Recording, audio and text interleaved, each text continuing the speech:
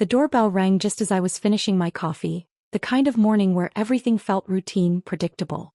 I set the mug down, smoothed my sweater and opened the door. And there she was, standing on the porch, suitcase in one hand, phone in the other, a smirk playing on her lips like she knew something I didn't. I hadn't seen her in years, but I recognized her instantly. Only she wasn't the same girl I remembered. She had changed. "Hey," she said casually, shifting her weight, glancing past me like I wasn't even the person she expected to answer. "Uncle said I could crash here for a while." Before I could respond, my husband appeared behind me, his face lighting up. Come in, come in. You must be exhausted." His enthusiasm made me pause. There was something in the way he looked at her. Not inappropriate, just intrigued. I stepped aside, watching as she walked past, the scent of expensive perfume trailing behind her. Dinner that night was stiff, awkward. She sat across from me, twirling her fork between manicured fingers, scanning the room like she was evaluating it. "This house is so put together," she said, but the way she said it made it feel like an insult. Not a single thing out of place. I forced a smile, but she wasn't done. "You know, it's funny. Uncle used to be so adventurous. Always talking about road trips, hiking, trying new things. Guesswork took over, huh?" She glanced at him, then at me, her meaning clear. She wasn't just making conversation. She was making a point. I put down my glass of wine, my grip a little too tight. This wasn't just a visit. It was something else. The morning my husband left for his business trip, the house felt instantly different. Quieter, heavier, like something had shifted in the air. His absence should have been a relief, a break from the dull routine, but instead, it made every moment feel exposed, like there were no boundaries left. His niece, on the other hand, didn't seem to mind. By the second day, she moved through the house with an ease that unsettled me, draping herself over the couch, leaving doors open, stretching in ways that made it impossible not to notice her presence. She would stand too close when talking, brushing against me casually, laughing in a way that felt almost deliberate. It wasn't just her confidence. It was the way she filled the space, like she belonged here more than I did. That night, unable to sleep, I walked to the kitchen for water. She was already there, barefoot, wearing nothing but an oversized white shirt that barely covered her legs. She didn't flinch, didn't step away, just sipped her drink, eyes locked on mine. Neither of us spoke. The silence was heavier than words. She called me over in the afternoon, sprawled out on the couch, scrolling through her phone. "Come look," she said, patting the cushion beside her. "I want to show you something." I hesitated but sat down, keeping space between us, though she didn't seem to notice. She swiped through photos from her last trip. Sunlit beaches, dimly lit bars, strangers with careless smiles. "You ever just take off somewhere?" she asked, her voice smooth, eyes flicking to mine. I shook my head, feeling suddenly self-conscious. "You look like someone who needs a change," she mused, tilting her head. "Like you forgot what excitement feels like." I exhaled sharply, unsure whether to be amused or annoyed. "I'm fine," I said, but she smirked like she didn't believe me. Then, without warning, her fingers brushed my cheek, light as air. Before I could react, she leaned in and pressed her lips to mine, quick, playful, like testing the edge of a blade. My breath caught. I pulled away, my heart pounding, stood up too fast, muttered something incoherent and left the room. I didn't look back. But I felt her watching. I told myself it didn't happen. That it was nothing, a stupid moment, a joke she took too far. But the next morning she acted as if nothing had changed. She moved around the house with the same effortless confidence, humming to herself in the kitchen, stretching lazily in the living room, her eyes flicking to me every now and then like she was waiting for a reaction. When she spoke to me, her voice was light, teasing, like we shared some inside joke I wasn't in on. But it was the way she touched me that unsettled me most, small, meaningless gestures that suddenly felt too intentional. A brush of fingers when handing me a coffee mug. A lingering press of her shoulder against mine when squeezing past me in the hallway.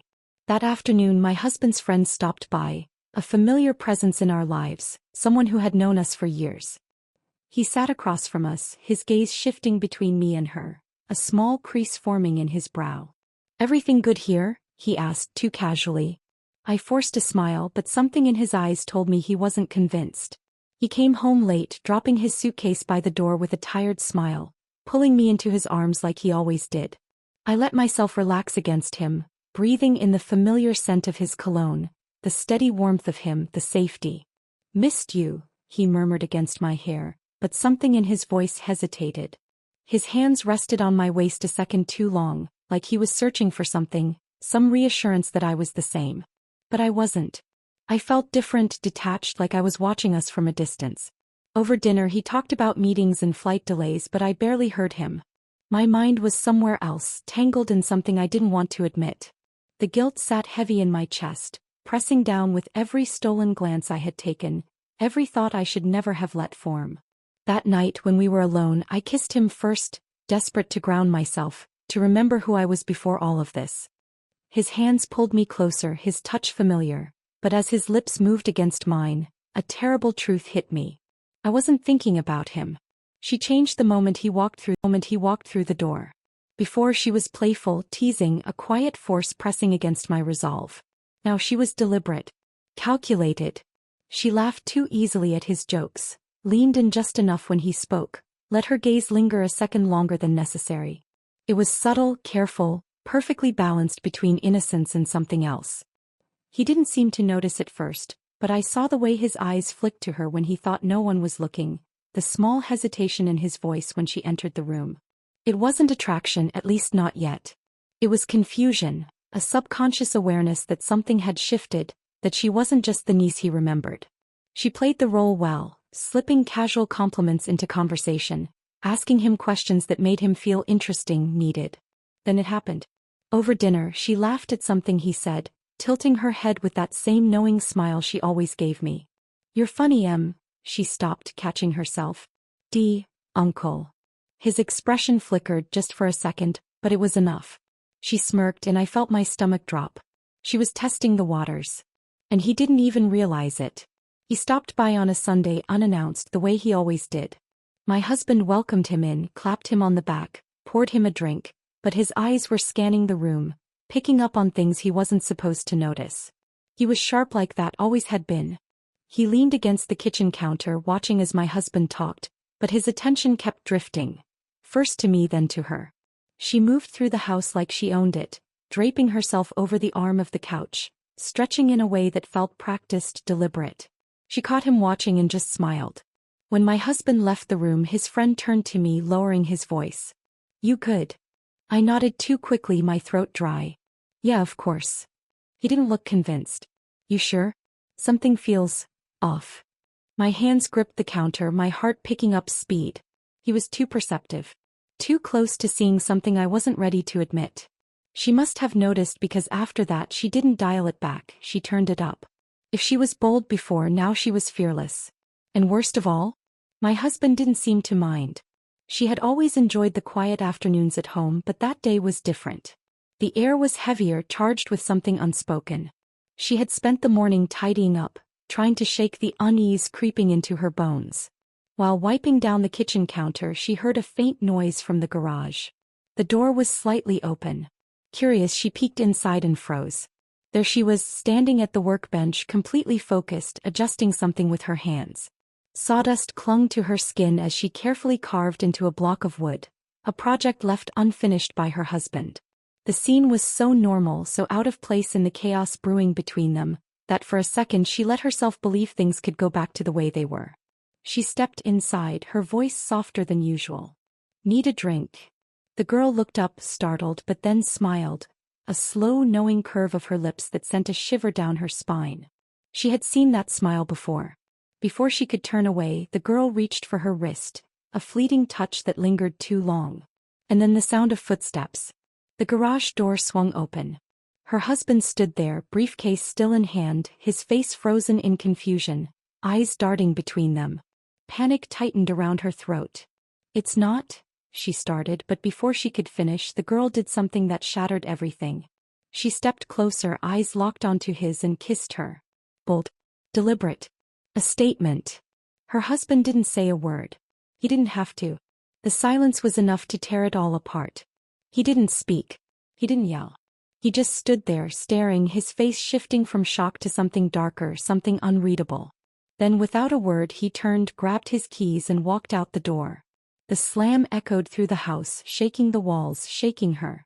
She wanted to chase after him, to explain, to fix something that felt irreparable, but her feet wouldn't move. She could barely breathe. The weight of what had just happened pressed down on her chest, suffocating, relentless. But the girl? She just stood there, calm, unbothered, like she had expected this all along. Like she had won.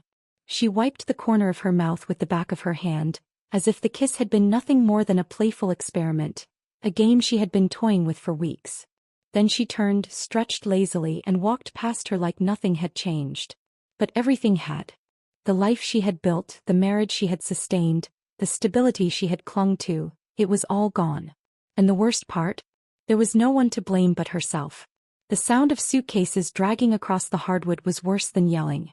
He didn't look at her, didn't ask for explanations, didn't give her a single chance to fix it.